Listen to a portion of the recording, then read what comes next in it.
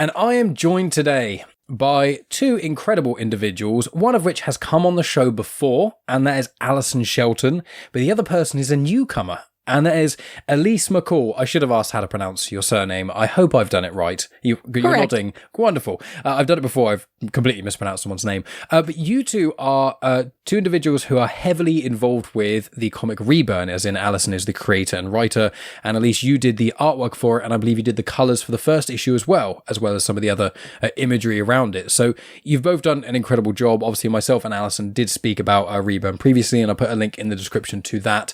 That was kind of like an introduction to it, and this will be after I've read all four of the issues now, so it's very exciting and focusing somewhat on Elise a little bit more. But before we delve into all of those things, let's get you both to introduce yourselves. So we'll start with Alison as the returning guest. Please introduce yourself to anyone who has foolishly potentially not checked out your other appearance on Genuine Chit-Chat or your various other appearances off the Comics and Motion family, which I've been around thanks to you, Mike and Tanya.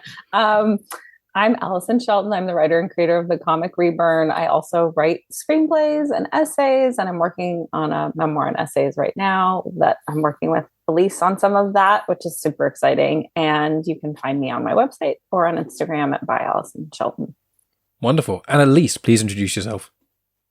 I'm Elise McCall, and I'm a comic artist and painter, and I do all sorts of, commission freelance work. And I've been working with Alison on Reburn and multiple little side projects.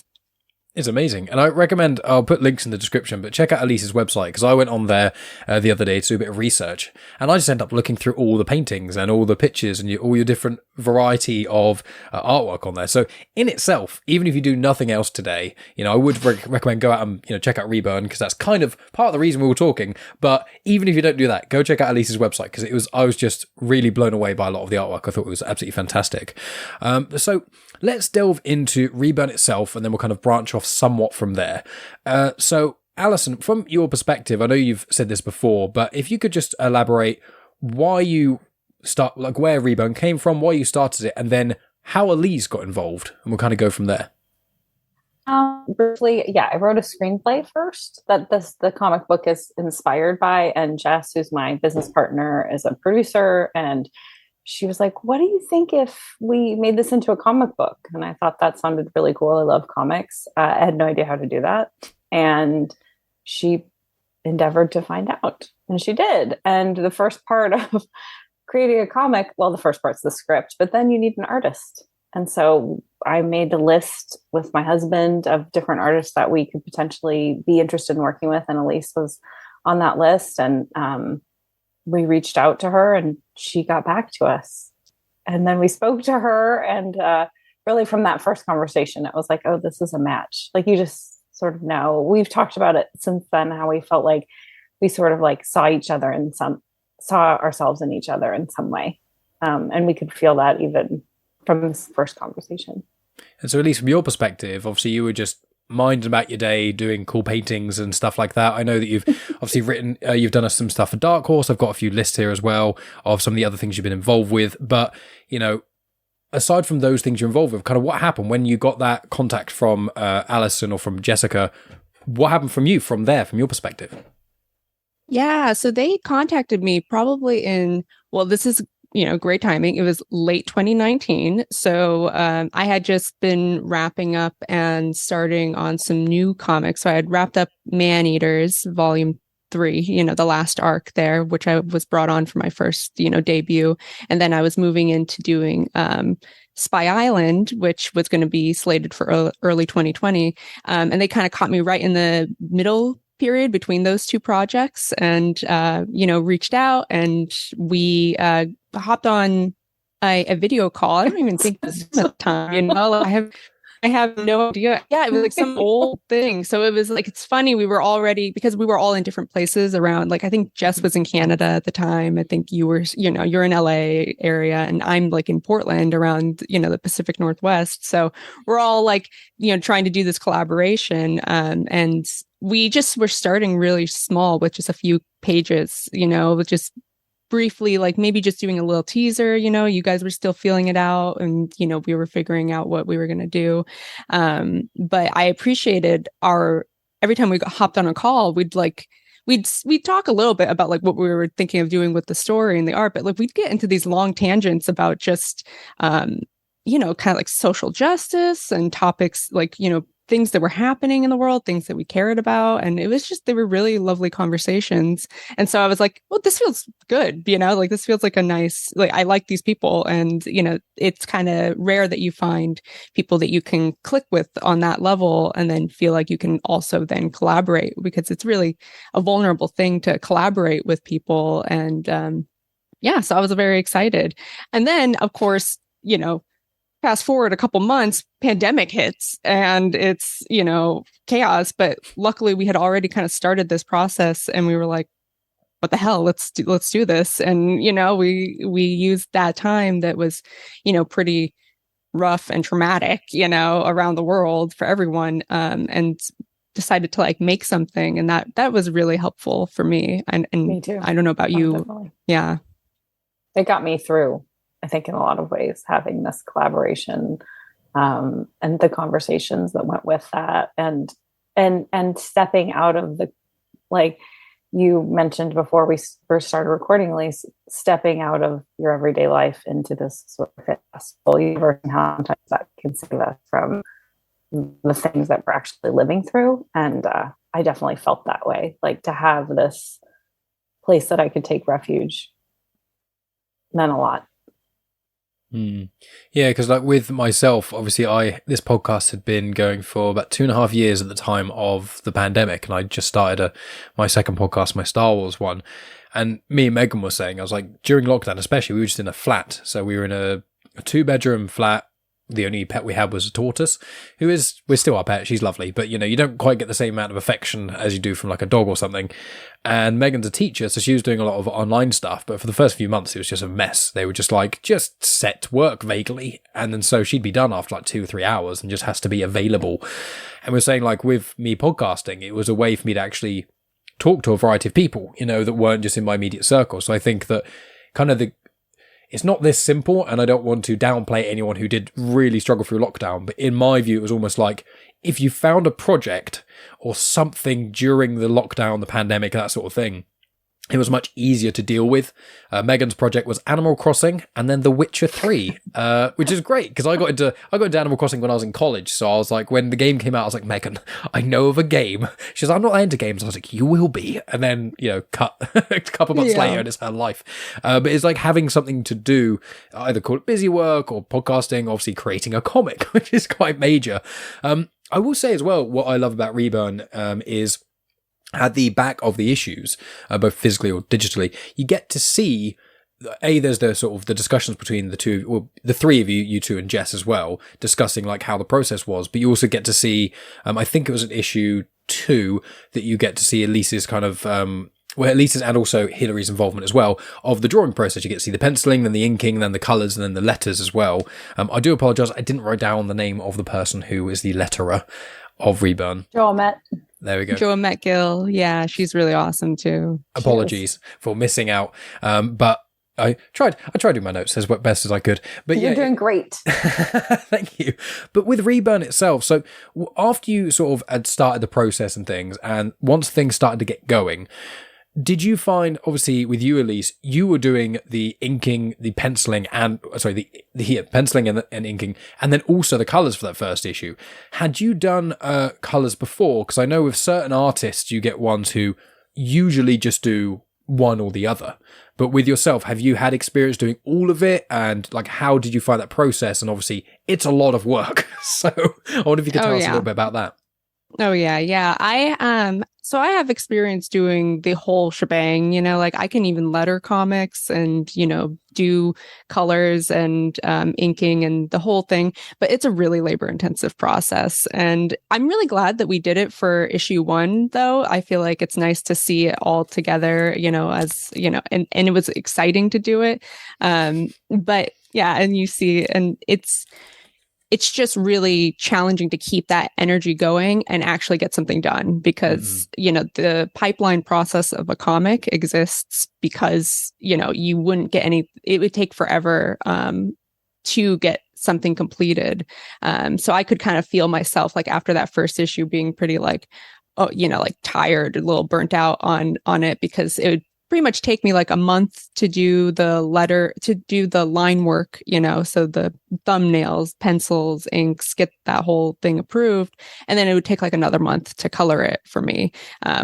So we decided to, I brought that to Allison and Jess, being like, could we potentially, bring someone else in to help with this collaboration and this process, this part of the process. And it turned out that Hillary was available, and that was she's really great, and I appreciate about her that she's a lot kind of like me. She has a painterly background, she does these beautiful like gouache paintings of nature and such, and like I'm all about that. And so I feel like what she brings to my ink and line work is very much what I would bring with my own work. So it's cool to see, but it is different, and it's cool to see how somebody else interprets your lines or a gesture I might make. Yeah, because like with reading them, like I obviously knew that from the second issue, the color artist was different from yourself. But if you really look, you can tell there is a degree of difference. But to compare it, I've read a lot of Star Wars comics, and then like the artist changes, and then immediately it's like this character looks completely different. And with the color artist, it does have that effect to a degree. Obviously, it's not quite as an obvious thing, but a lot of the time you'll be reading a comic and be like, oh, suddenly the color palette is much nicer and brighter and things. But I found that what Hillary did was she managed to, as you say, she mirrored your style of what you did in that first issue. And as a reader, it doesn't bring you out of it. And that's, I think, one of the things when you have. It's also like bands or music. If you change a member or you add someone in, unless there's an integral reason for that, if it changes something, some people can find it a little bit jarring. But with this, I found that it was so smooth and it didn't feel that way at all. So I think that the collaboration between obviously yourselves and also Hillary bringing her in after the fact, it worked very well. And I want to ask Elise as well. Obviously, a lot of people don't realize or maybe don't consciously think this, but when you are an artist, especially for a new piece of intellectual property, you have to create all the characters. It's not, when you do something for like Star Wars, it's quite easy. You do a Han Solo story, everyone knows who Han Solo is, or Chewie or whatever. When you create a whole new thing, not only do you have to actually do what we see in the comic, but also there's a whole nother layer of like concept art and things like that. So I wonder if you could tell us a little bit about the process between you and Allison of actually creating the characters in themselves. Like maybe, Allison, if you could start off saying, did you have a pretty good idea of how certain characters would look like, and then how you fed that to Elise? I'd love to hear about that process. It was so much fun. I loved it because lots of times I write screenplays and it's in my head, and then maybe make like a pitch, but it's not the same.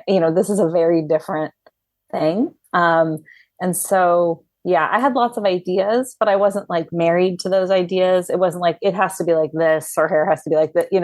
We created Pinterest boards and just loaded things in there and went back and forth. And I think that if I didn't already know that we had a lot of the same sensibilities, I definitely would have at that point, because you are, like you say, you're creating people out of nothing.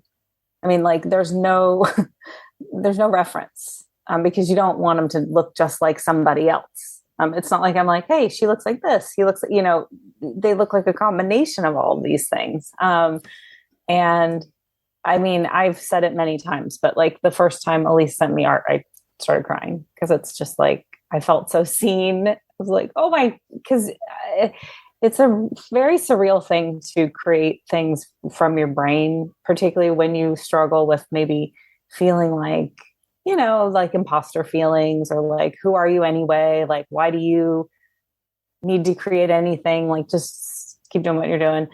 So then when you got things and someone else you don't know, I mean, I didn't know Elise before this collaboration, gets it. Like, I wrote it, so she gets it. It's the most validating. It's incredibly. I can't really like describe it. It was unbelievable. It continues to be unbelievable. But obviously that first time was like, whoa, look at this. This is awesome. This is a world full of people that have only lived in my imagination. And then for you, Elise, like, had you created characters from scratch before? And if so, like, how was this different? Like, tell us a bit about that process.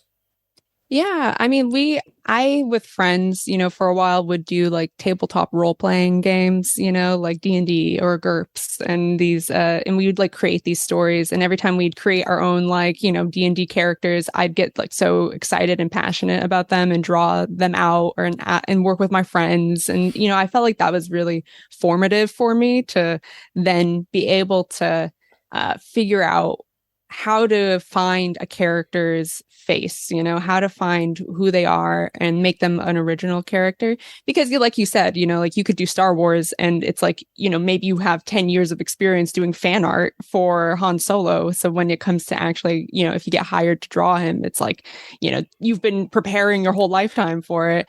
It's like, it's not the same for original, content. You're like, I just met this person and I have to figure out who they are and what they look like.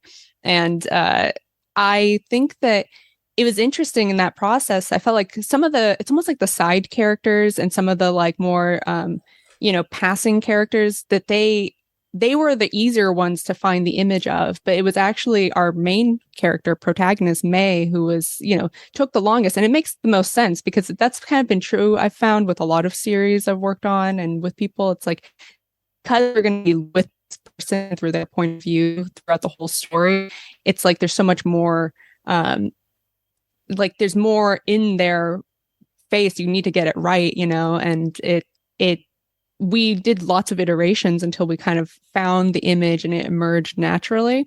And then the other thing with comics is that it's an iterative process as you make an issue each time. So I feel like it's by the fourth issue, it's like I finally feel like I locked in everyone's appearances, and it was like it's so gratifying to see because like the first issue, it's still kind of like finding sometimes different angles and being like, is this quite right, is this it's not quite there, but you're moving through it. And I remember like if you've read Saga with Fiona Staples and Brad K. Vaughn, Fiona Staples talks about this and, in her first issues of Saga being like, ooh, like hard for her to look at because she's still finding the characters and figuring out what their facial features are. But, like by issue 50, she knows and it's there. So I felt that, evolution, and especially as we get to see more of the characters interacting. And that really came out in issue number 4 when there's these like big conversations happening with like, 7, 8, 10 people. I don't, it feels like a lot to me when I'm drawing it. Uh-huh. Of course, yeah. It's funny actually you mentioned Saga. I personally have not yet read it. It's on my list because someone I had on the show last week, well, the episode that got released last week, was actually, which will be out by the time that the audience hears this, was with someone called Ada. And Ada is also someone who was on the fringe of comics emotion and has been grabbed by one of us and just pulled in and now doing lots of collaborations. In fact, I believe that Alison, you guys did podcasts together, I think, for Ms. Marvel. And she got introduced to the comics emotion family because she spoke about Saga on Tony's show, Indie Comic Spotlight. And it's weird that I spoke to her, or I released a podcast with her literally a couple of days ago, and you mentioned that. So it's on my list. Don't you worry. But I want to ask, specifically, and this is kind of a niche thing, and I need Alison, well, both your permission. I've got, there's a 2-page spread from issue 2. It's on page 10. It's the bar scene. I was going to lift up because there's one character there that I want to ask about that I'm pretty sure I know what it is, I think. But I want to double check because I don't want to, show off your work to people on YouTube or whatever. But I want to say, I'm okay with it. How about you, Elise? Yeah. Brilliant. He's not going to like read it. No. I'm not going to. Hey guys, tune into Genuine Chit-Chat, where the next episode I'm going to read through. I've got an iPad just scrolling through it. So on the iPad, there's a character. You probably won't be able to see it. There we go. Let's see. This character here. Oh, where's she got? Sorry, I've got my thing mirrored. Right. To me, right, she's a very cool looking character. The interpretation I've got of that, because she doesn't appear anywhere else to my knowledge. I didn't think she did. Is she an amalgamation between either the two of you or you and Jessica? Because that's. Oh, I love that. But that's what I got. I was like that. She seems out of place. She's reading a book. She's looking at the camera. There's a cat on her shoulder. She doesn't appear in any other scenes or anywhere else. So I wrote down. I was like, there's got to be something else to that. There is something else to it, but it's not that. Okay. May I ask what it is? It's more economical than you think. Go ahead. Yes. And our first Kickstarter, one of our tiers was to be drawn into issue 2. And that is one of our draw-ins. And so we got pictures from them. There are 4 draw-ins. Yeah. And then you also drew in like a bonus one that was just Jess's husband. He's in there. And so it's her. I can't think of her name right now, but she loves her cat.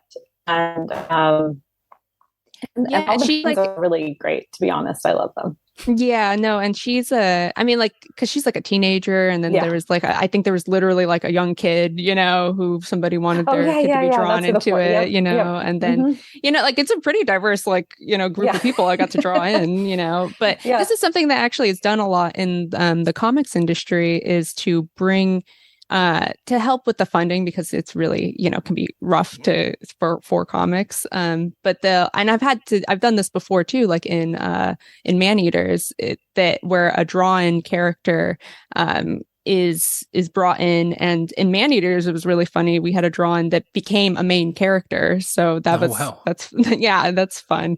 But it's nice with Reburn in that particular issue, that was a really great opportunity to do draw-ins, and they make them feel pretty cool, because it's like you get this big double page spread, and like there is something a little maybe like cheeky about having that character like looking and being like self-aware, but it's to thank them for supporting. I loved it. Yeah. When I was looking at the artwork, I love a double page spread me, and being, my other podcast all being about Star Wars is all about like minor characters. That's one of the ways Star Wars became so massive, is because every bloody character's got a name and a backstory and stuff. So when I read comics, especially because my whole show is about trying to find things people may not have picked up in their original read of the comic, I'm always scouring for background characters to be like, who do I recognize? So when I was reading this, obviously, she immediately stood out to me, and I was like, oh. And especially the side eye a little bit. And I was like, I feel like that's significant. And then I continued reading, and I was like, she doesn't appear again in this issue, because I just read till they kind of leave the bar area. And then I was like, I couldn't see her appear again. So she's clearly not a major character. And I didn't recall her coming up subsequently. So obviously she's still that kind of backgroundy character and things. But it was something that I was like, I need to remember. I was like, I know I'm going to get wrapped up in this conversation. I was like, that's one of the one things. I was like, it's a mystery. And I didn't want to just message and ask, because that's boring. I want to ask on here. So it's really sweet that when you have a collaborative project such as this, especially one that was funded on Kickstarter, or rather in several Kickstarters, that is, it's amazing that, you get the crowd interaction as you would with other mediums, but you really get to personalize it. And obviously with yourself, Elise, doing a fair amount of commission work, that's in your wheelhouse, isn't it, really? I imagine being able to do like these kind of things. You were like the perfect person for this job before you even realized you were. Like almost your artistic career has kind of been building up in a lot of ways, because all the different skills you've got from doing the variety of things you've done with the Dark Horse or the commissions and things, they've all kind of culminated to make it the perfect formula for this. So I just want to say I love it. Yeah, well, that's very generous of you to say thank you. I mean, like, because it can be hard, when you're creative in any field, really, being like, is any of this going to like come together? Because, it's like I've evolved a lot of these skills over many years, but it feels kind of like, it's like to what end, right? Because creativity, sometimes it doesn't have the most obvious purpose in life, but I still find it meaningful and purposeful regardless of that. Yeah. And like with those drawings, it's like that's a great example. Like, who doesn't like to see themselves get drawn? Like this has been true since I was like learning how to be an artist and draw, is that like the moment I tell people like, oh, I draw, or like they see me doodling in my sketchbook, they're like, you want to draw me? Can you draw me? Why don't you draw me? It's really I think it's, I don't see it as a vain thing either. I think people just, it's a different kind of thing to be drawn and to be to see things that you've even created, like Alison was talking about earlier, something that's so precious to you, be depicted by somebody else. It's a different level than a photograph, because photographs are so fast, we move through them really quickly, we don't like spend as much time with them as say like drawings or paintings or illustrations, whatever kind of creative work. And when you see somebody taking the time to look at that, it that it's kind of special in a different way. Yeah, I agree completely with that. And while we're still on the parts of speaking about the sort of some of the artwork, there's one other piece that I want to question you two about. It's from issue 1. It's when May gets her memories back. So, you know, in that regard, there's some panels on there that I just want to ask about, which, if you're willing, this will be the last one, I promise you. I'm not going to just show everything from all of it. But because it was issue 1, I will assume, as you're both nodding as well, I can show this one part. I just want to ask, I want to say the artwork looks incredible, so I want to showcase that. Isn't it beautiful, that moment? Oh, man, when Elise sent me that, I was blown away. It's just for the listeners, I just think it's, and obviously this is with glare, with an iPad and everything like that. But I want to ask yourself or yourselves, with these little sort of images here, did you, Alison, say, yeah, I want 12 blocks and in each one it needs to be this specific thing? Did you give Elise more creative freedom? Like, it's a question I'm kind of asking both of you, and I don't know who's got the answer, but like, how much of that was you, Alison, as a writer, and how much of it was Elise as a sort of almost a translator to ink in a way? I mean, I have a list of things because they are things that have happened. They are her memories. So I did this is the moment in the script that she does get these memories back.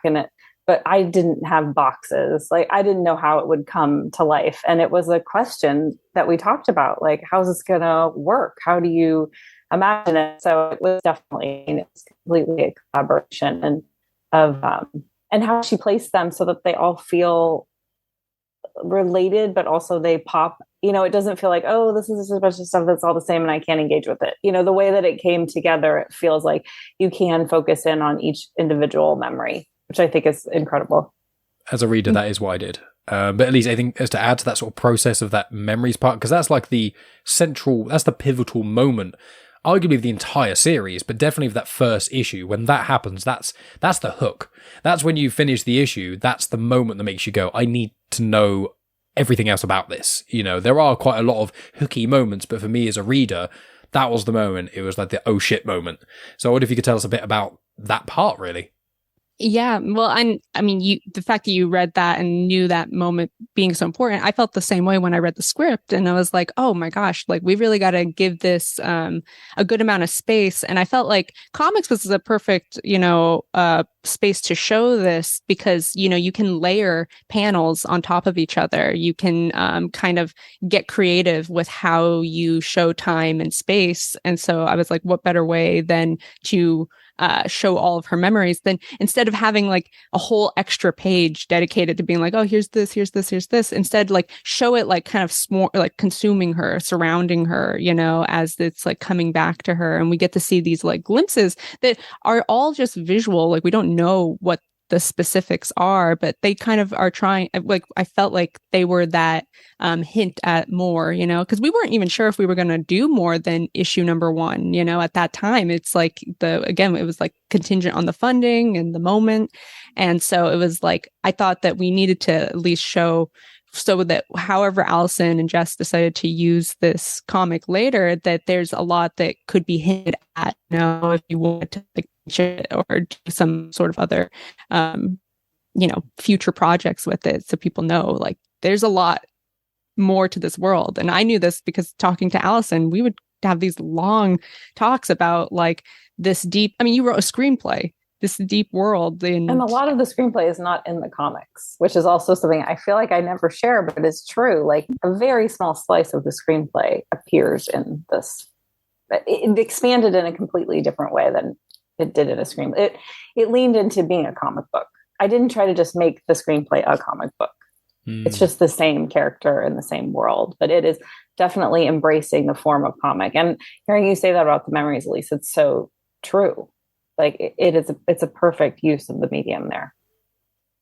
Yeah, and I think as well with it is that, like, I knew that it'd come from a screenplay because we spoke about it before, but I wasn't aware of how much of it, or how little of it, in a sense, had become the comic or translated into that. And when you get, like, I've got some questions. Rhea wanted me to ask 2 questions of yourselves, which is going to be the next one because they connect. But one of the things, like, when Oh, let me try. I immediately, as soon as I said Rhea, I lost my train of thought, and I just imagined her going "femme on film" because when she was starting that show, she did a little dance when she first was doing it, "femme on film." I messaged her the other day saying it was stuck in my head in a loop, and now, curse you, Rhea, you've done it to me again. But when we were talking about it, about Reburn and things with the screenplay element, there's a mention of like what hasn't been mentioned, and that you've kind of let the reader. There's certain things you haven't explicitly told the reader. And I think with that memory board, let's call it, with that memory board, it was like the certain parts were like hinting to what kind of life May has led, which obviously is the clear skin surface level of what this means.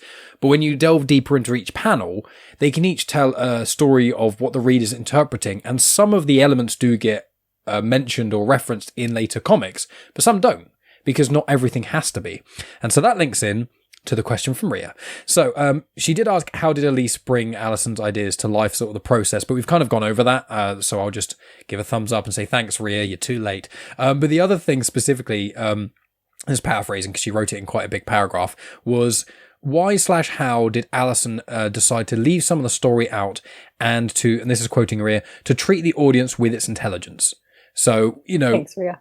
Yeah, thanks, Rhea, for that. Yeah, nice appreciate thumbs up. it. But please, let us know how you what the process was of what you want to include and didn't, and treating the audience with respect, really. That's nice. Well, Elise and I, we've all talked about this quite a bit, but it was important to me. I didn't really want to write a story about living through trauma. I didn't really want to sit with May while she is treated with terrible, what she's lived through when we show up, what she's been living through for years has been hell. And I didn't want to do that. And Elise talked about it in her comments before the podcast about how do we talk about these things that are meaningful to us, like trauma and healing and revenge, and in a way that is entertaining. I think entertaining is kind of minimizing it, but how do we engage people in it, and in a way that it's meaningful to them, and also myself. I sort of decided when I came back to writing after taking time off, I wasn't that interested in making things that I wouldn't enjoy reading. I didn't want to just do something because it felt important or serious or marketable or whatever word I was choosing. I wanted to do things that were meaningful and entertaining. And so I don't feel like I've seen as many stories about what do we do now? Okay, so this was terrible. We can all accept that this was awful, but what now? I was interested in a story about a woman who's trying to put it all back together, who's trying to not repeat past mistakes, who's trying to rewrite her life in a woman who has superpowers and could potentially just do whatever the fuck she wants. unlike us, I can't go into a place and I could just murder everyone and that's what it is. But she's done that. So what's she going to do now? And I think that is, to me, it's a fascinating question, because I think we all sort of accept this cliche, if you have unchecked power, then it's no good. You're gonna be corrupt. That's what it is. But what about if you're not? What about if you're incredibly powerful and you're thoughtful and you've learned something and you want to be different? What then? Yeah, and I mean, going off of that, I feel like it even says even being the most powerful version of yourself. I feel like we sometimes we have our own barriers. So even with superpowers, would you really be able to overcome everything in your life? Because it's not really about how powerful, how much you have, how rich or sexy or whatever you are, it's about what are you still dealing with? So it's I kind of find that kind of nice about May is that, yes, she has superpowers. Yes, she could do all these things, but she's still dealing with just pain, and that's true of all of us. Sure, I could maybe go do whatever I wanted. I could live and whole new life, but you don't. There's things that you're considering, you're holding back, you have responsibilities or people in your life, and that's kind of more real to me. Yeah, and it's like, and I won't spoil anything else that happens in Reburn either, I'll clarify, but there's one sort of exchange that May has, I believe it's with Mercy, and it's to paraphrase, it's kind of like, oh, May, you need to help us with this revolution. And she's like, I don't give a shit, I've got my kids I need to focus on. And I feel like that kind of moment, and I'm paraphrasing, it's written far more eloquently than that. Clearly, I'm not a writer. I know what moment you're talking about, though, so you did a great job of paraphrasing. But that sort of moment, I remember at the staircase as well. It's one of those moments where, when I read that, I was like, that kind of, I think, speaks to what you were both saying, is like, you could be given superpowers, but if you are a thoughtful individual, if you've got other priorities, you can't just go, well, screw myself, screw my life, screw my family, I'm just going to go fight a war and just become a martyr because I can. Like, that's not what being a human is about. And I think that this comic is, what it shows is you can have these powers. And yeah, what happens if you're a thoughtful, truly good person with the powers? Well, people are probably going to try and take advantage of you and try and get rid of those powers. What if you can overcome that? Well, you've got to deal with the fallout of what just happened to you. You've got the power to take back elements of your own life, but as shown in this comic, just because, you know, if you lose something and then you find it again, you're not just magically healed immediately. I think the term I've or the metaphor I've kind of heard is like, you know, if you break a plate and then you glue it all back together, the plate isn't as it was. It's a different object. It's different.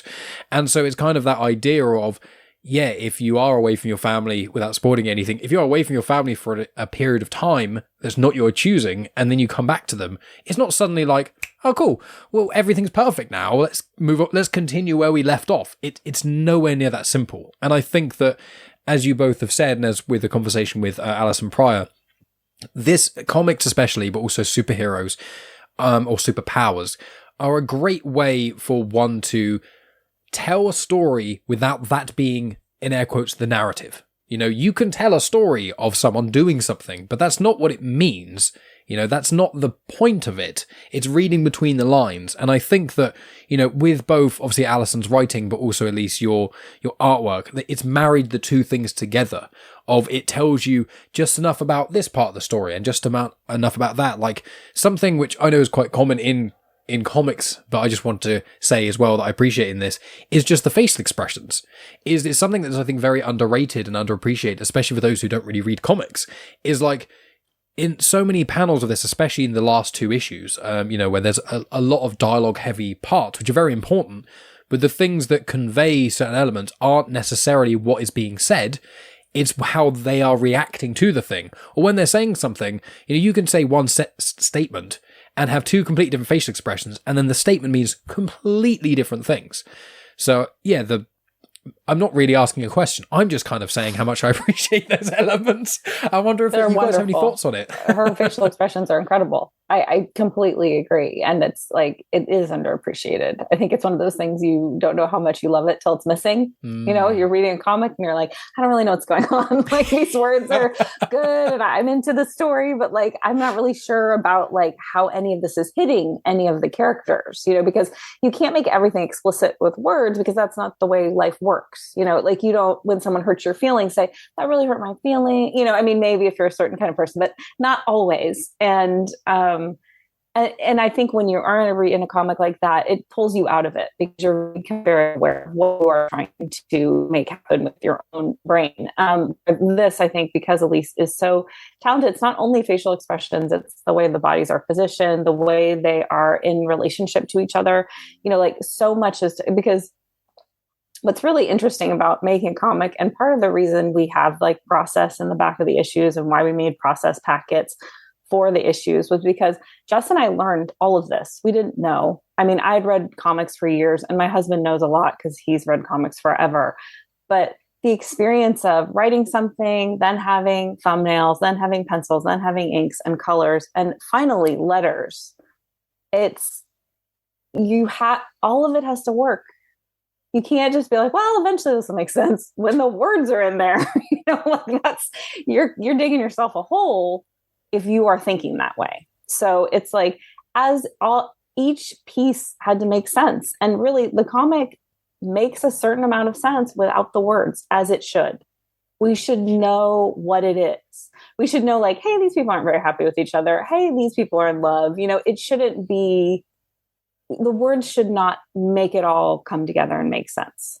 So Elise is so talented, and Hillary, with the way that she colors, that we feel it. And I think for me, when a comic is successful, we feel it. And then the words validate us, they tell us more, they intrigue us, but they don't make us feel it. If the words are making us feel it, I think something's missing. Personally. Yeah, because it's like, why make a comic then? You could write a novel, right? Like if it's just about the words, it can just be that. But I think the beauty of comics is that it is that marriage of words and image, and I think that's part of it too. Like I've talked about it with some people in the past of like a lot of comics you've seen like the 90s, they would oftentimes just pretty much write exactly what was happening in the panel, and you're like, well, what's the point then? It's not really, you could just have one or the other, and it neither contributes or adds anything else. And the exciting part is when there is something said or there's words that may surprise you with the image you're being presented. And I think that happens a lot with May, because we see her in these like beautiful idyllic scenes. We see this like wonderful nature. We see these like magnificent sci-fi landscapes, whether it's her in the bunker or in the cities. And all the while, what you would be like, oh wow, that's really luscious and beautiful. Then you get this like context where you're like, ooh, there's like a, like it's that dystopic vibe that's present throughout the whole story. It's almost like with comics, this is a very vast oversimplification, but it's kind of how, when yourselves were talking, I've kind of thought about this almost like a formula. And it's almost like the words in some ways illustrate kind of like a spark of something, and then the artwork itself is kind of the reaction to that thing, and then the color is almost the overlaying mood, almost overemphasizing things. So if you've got, blah blah blah is dead, that's the spark. Then you've got the characters all looking shocked, and that's like, oh, they weren't expecting that. And then you've got this color palette lacking any saturated colors. It's all just grays, and you're like, oh, this is bleak. Whereas if you tweaked, elements of that, the whole thing becomes different. So it's almost like I think like a V kind of going out in a sense, whereas the text is a smaller part, but the rest of it has to somewhat bounce off the text or the screenplay. Really, what's written before going into the production of the thing is the artists have to know what this thing is doing to everyone. It's like with when you make movies and things like that, although I've never made a professional movie and things and stuff, so Alison's gonna have a lot more experience in this than I, so I'm just gonna be talking nonsense again. But it's almost like someone who's behind the camera, the director of photography, or people like that, has an impact. They're all just, I think in a movie there's so many different moving pieces that all kind of culminate together, and in comics there are, and it is a collaborative project. But I think with movies, it's kind of like almost one or a few people at the helm and others being a team. Whereas with a comic, it is a lot more, some of the other authors and comic artists I've spoken to, it is that thing where it's like, if you don't have that communication down, the whole thing will spiral, because you've just got these disjointed parts, and where there's primarily 4 aspects, which is words, art, colors, and text. If one thing is off, that's minimum a quarter of this whole thing immediately is wrong or jarring. And if you have that consistently, you've just got this thing where it's like a car that won't start properly. It's like, yeah, the car's kind of moving forward a bit, but it's juddering and things, and this isn't how it should go. So it's just further illustrating the importance of communication and collaboration in a good setting, and the fact that yourselves understand each other and you both kind of knew what you were going for. Like, Alison, when you were pitching Reburn when you and Jess were pitching Reburn to Elise, obviously the story itself is, I don't want to say simple, but I think easy to grasp maybe, of the broad strokes of it. But in sort of the minutiae of it, the story that you're telling beyond the narrative, did you convey that to Elise in sort of the first conversations yourselves were having? I'm just intrigued by the process, kind of more specifically about the things that aren't so clear, if you kind of know what I'm getting at. Mm-hmm. Like the subtext. Yeah. So, there you go. One word, easy.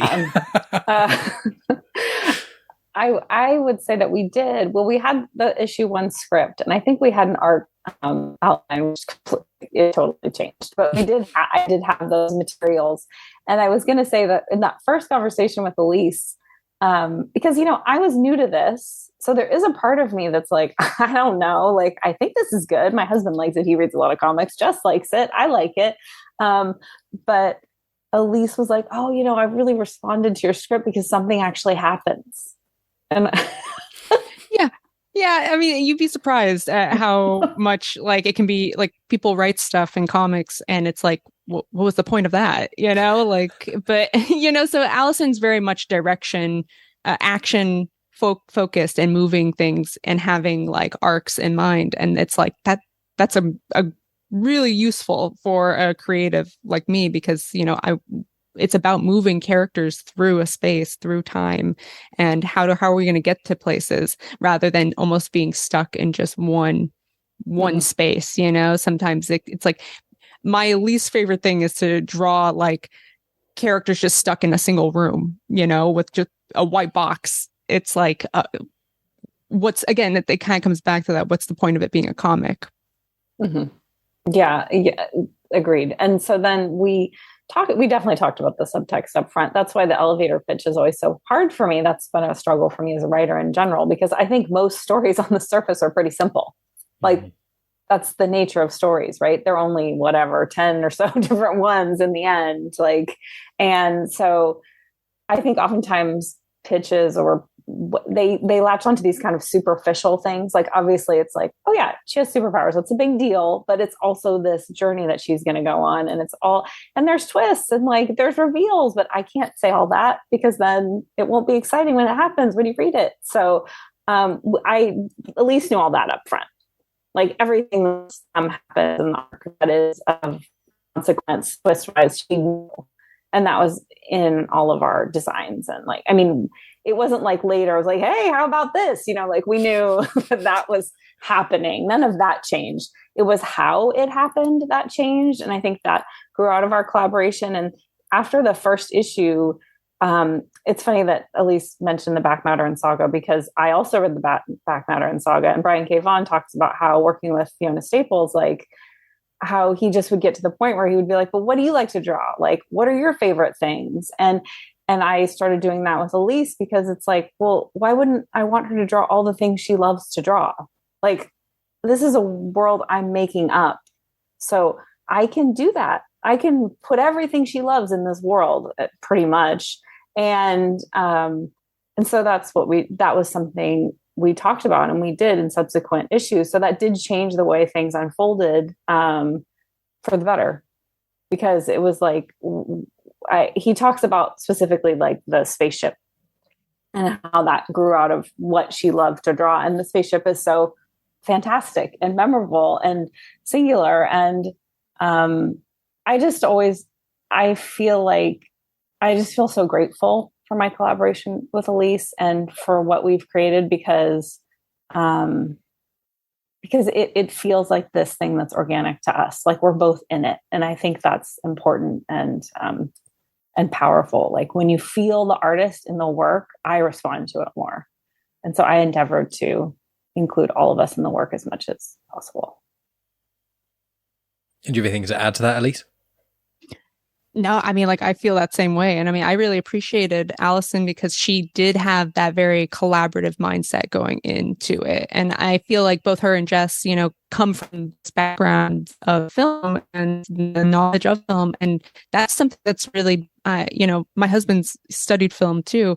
And the biggest thing in it is like almost all people who are in a film, like most of them are not directors, are not going to be the director, so it's like, it's about working as a team, being, adaptive, and ready to, bounce off of each other. And if you are coming into a collaboration with too much like holding on and feeling too much preciousness about something, it's like, you're going to have a hard time. It's going to be really a painful process, and I never felt that at all in this collaboration because with that experience, I feel like you have, Alyson, it makes it so easy to like bring ideas to the table or to like work things out. Or if there's something that's like not working, that like, you know, we can kind of be like, yeah, this feels weird, doesn't it? It's like, yeah, okay, well, let's just cut it, you know, like it's no big deal, you know, and that's kind of, it's like letting go of that preciousness of things and being ready to just serve the story as best you can. That's so well put. That's so true about the preciousness. And I think when you're young, or when I was young and when I was in my MFA, there was a lot of like that preciousness was confused with auteurship. And that if you are precious with every piece, it's because you understand its value. And I have always kind of been on the other end of things, and that was seen by certain people as weakness. You know, like, oh, well, she's not so sure because she's not fighting for every single thing. And it's like, yeah, but no story is every single thing in it essential. Like, if your story can only be told one way, I got problems with it. You know, so, but it's nice to hear you say that, because I think I definitely carried that with me for a long time of like, well, should I be more like fighting to the death for every single thing? And then I just didn't care. I'm now old enough that I'm like, well, I'm not going to fight to the death for every single thing. And that's how I'm going to be. So if people have a problem with that, then so be it. Yeah, well, it's all about, obviously it's the balance. You know, there are some core elements of Reburn that were integral to the story you were telling. But yeah, it takes someone who needs to be sort of switched onto your wavelength in a way, to be kind of on your level, speaking on par, and being able to understand where you're going with something, and then what elements can be changed and what things clearly cannot be. And obviously with this collaboration that worked, but also with like, I've spoken to certain creative individuals who are very rigid in what they create, and they don't allow others to change. And there are certain things that get created that work that way, and that's fine. You know, different creatives do work in different ways. But from my limited experience and the stuff that I've created in the past, because I used to make music videos for bands, and I used to have a YouTube show with a friend and all kinds of other stuff, I often find that normally the times when you are the most rigid with ideas, I mean, even if I link it to like podcasting, if I have my notes and if I'm like, I need to ask, and this is what I was like at the beginning, these 10 questions have to be asked. I've written them down on a bit of paper. Okay.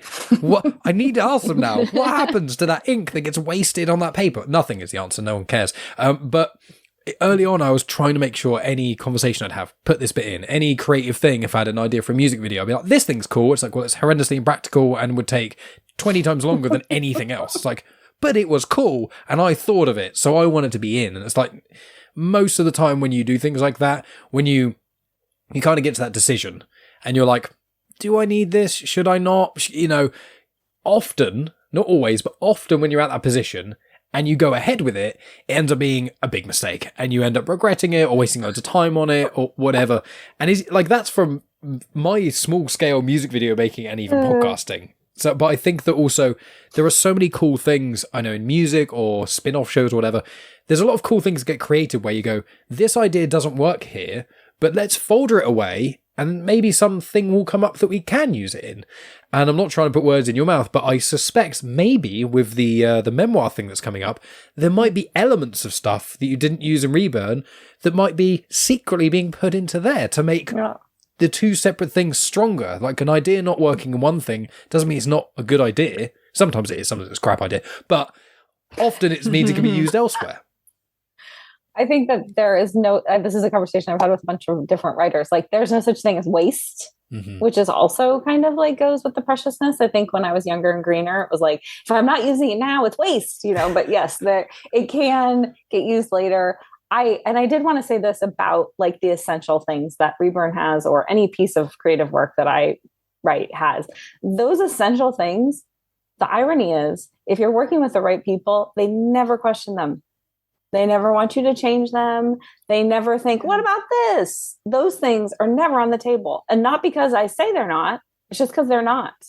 Because they're narratively necessary, or that's why we're all there for this thing, you know? But the other stuff is extraneous or details or better done or crafted by someone else, you know? And if you're in, my 2 cents, if you're in a collaborative space, you should collaborate. Like, what are you doing if you're not doing that? Yeah. That's my opinion. Yeah. And I think part of that is it's actually from the get-go trying to find the right pairs, the right partnerships, because I think that there are some people who just like, they're not quite fit together. It doesn't mean they're bad creatives or that like everything that they make as individuals is bad, you know, but like maybe that together they just can't, they're not on the same page for some reason, you know? And so it's like, you have to be kind of discerning about the projects you take on or the partnerships you enter into. And, you know, that's a big part of, I think, like in the film industry for like actors who they have agents who this is their job to find the right projects that represent them, you know, and won't like totally ruin their image and make it unhireable again, you know.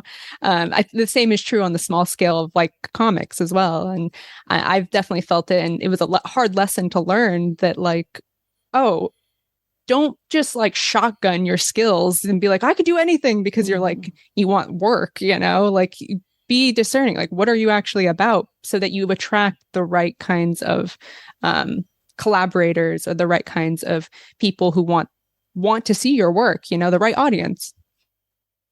I agree. And I also think you have to ask yourself, like, what is it costing you? You know, like if you do take on a job just for money, or, you know, is it giving you something beyond that, or is it taking something from you? And I think it's so hard to have those conversations because we live in a capitalist society, and so money is always the thing, right? So if you're getting paid a lot of money, it's worth it. But I have found from experience that if I don't like honestly zealously sort of guard my voice, no one else is going to do it for me. Like that's my job. So I don't want to be around people who are telling me it's not worth it, no matter what they're paying me, because I won't be able to continue. And I want to have longevity and I want to keep doing this. And so it's in my best interest to defend myself or to be proactive about what I do and don't want in my creative collaborations. And I don't think people talk about that enough, because everyone is just like, I want to get paid. And I get that, because that is important. But if it ends up costing you more on the back end, was that paycheck really worth it? You know, because I have definitely been in situations where something cost me a lot on the back end and it took me a long time to recover from it. And I definitely didn't get paid enough. Right. You're like, oh yeah, you get this paycheck right now, but then like, is most of it going to go to therapy bills down the line? Right. Or just like you aren't creating anything because you feel worthless, you know, like you're just completely stuck. Which, you know, I've had that where you're just like, well, what's the point anyway? Like I was saying at the beginning, those are things I think almost every creative person who's not a narcissist struggles with. It's one of those lessons that I learn, like the value of money, which is something that you talk. Every person values money completely differently. It's a very ambiguous topic, as it were. But like when I grew up, my parents had money when I was alive. They both grew up like dirt poor, and my dad was a self-made man. He started his own business, blah blah blah. He made enough money and stuff, and I was comfortable when I was younger. And then when he passed away, I attribute that due to his money making, because he ran his own business, very successful, but he worked every day of the week. He worked on weekends. He was, you know, always at the office, and that was fine. He wasn't an absent father or anything, but I feel like he was still working like 2 months before his passing, and he had cancer. So he was going through chemo and still trying to go to work and still trying to make sure, because he grew up so poor in a family of, he was the oldest of, I think, 4 siblings.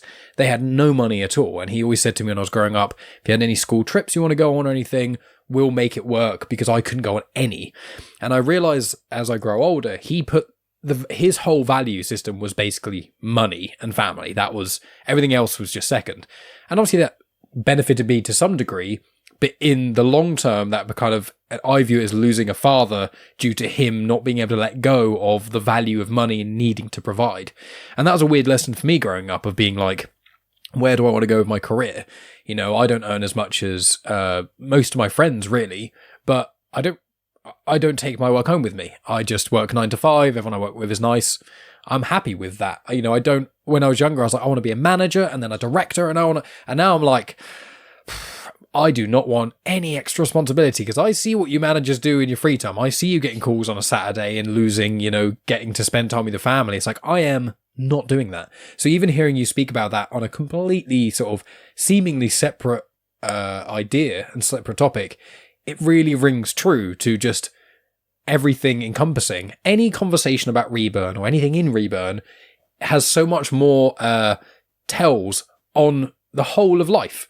And that's one of the important things why everyone needs to pick up these comics, because they're amazing. Thank you. And if this conversation with these two, and also, the conversation I had with Alyson, it was actually in April, I think it was, which is really weird. It feels like it was weeks ago. And I was scrolling through, I was like, when was this conversation?